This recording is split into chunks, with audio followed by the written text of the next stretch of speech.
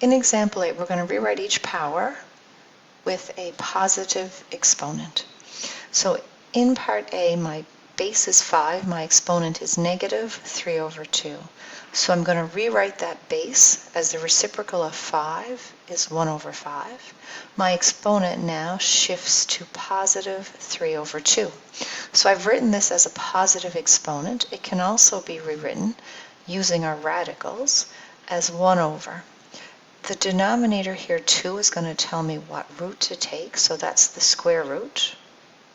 And then I'm going to have 5 as my radicand, and then this whole base then gets written to the power of 3.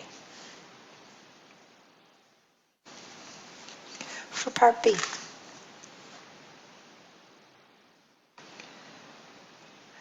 we've got negative 4 to the power of negative 1/2.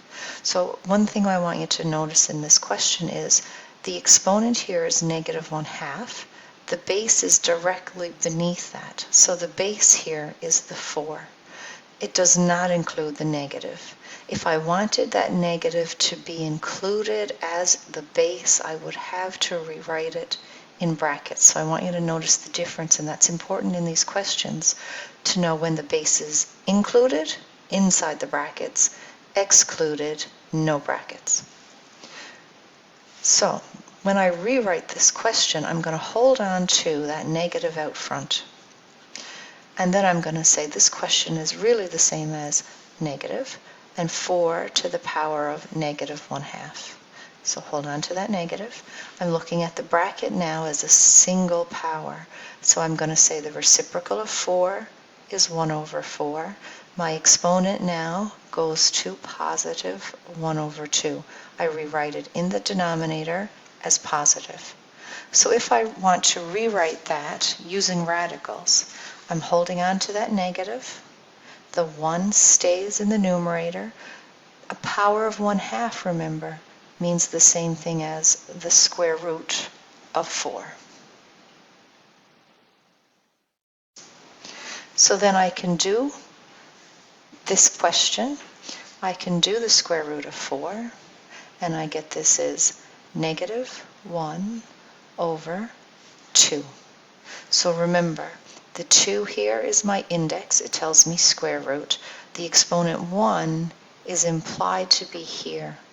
Any base to the power of 1 is itself, so that 1 isn't necessary. So really I just have here the square root of 4, which is 2. And that's my final answer. In part C, question is different again. So we have a fractional base now with a negative exponent, and the exponent itself is a fraction. So we'll deal with one thing at a time. Let's take care of this negative exponent.